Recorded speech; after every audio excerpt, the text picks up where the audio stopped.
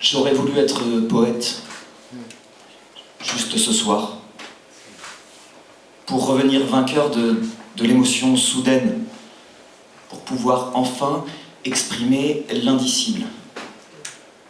Car il y a des choses qu'on ne dit pas. Pourtant, on voudrait bien, mais les mots se dérobent et la langue s'érode, et l'on repart vaincu, se noyer dans les flots des paroles faciles où on navigue à l'aise.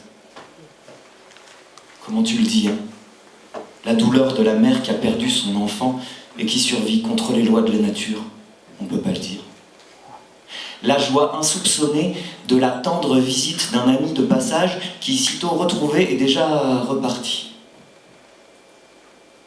On peut toujours gueuler avec les chiens sur la misère sur le palier d'en face, mais se retrouver, le cœur au bord des lèvres et enfoncer dans sa gorge 2 doigts gourds et jaunis tout au fond de ses poumons devenus anthracites afin de retrouver la goulée d'air salvatrice. On ne peut pas le dire. Bien sûr, on périphrase, bien sûr, on métaphore. Bien sûr, on cherche en vain cet euphémisme abject qui saura dire le jour où on n'a plus 20 ans.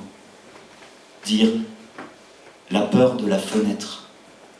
La peur de perdre un frère. Décrire la première rite que l'on garde secrète, le vide qui nous étreint, comme un amour perdu. On ne peut pas le dire. La seconde bouteille que tu as commandée pour en finir enfin de boire toute ta honte. Le taulier le sait bien, il n'y en a jamais assez. Il y a des choses qu'on ne dit pas.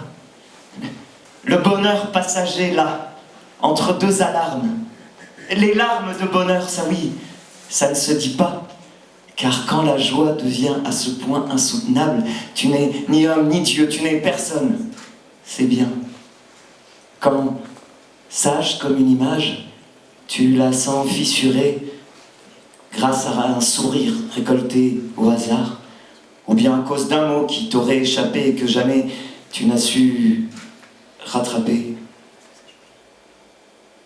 Il y a des choses qu'on ne dit pas, mais on peut toujours essayer.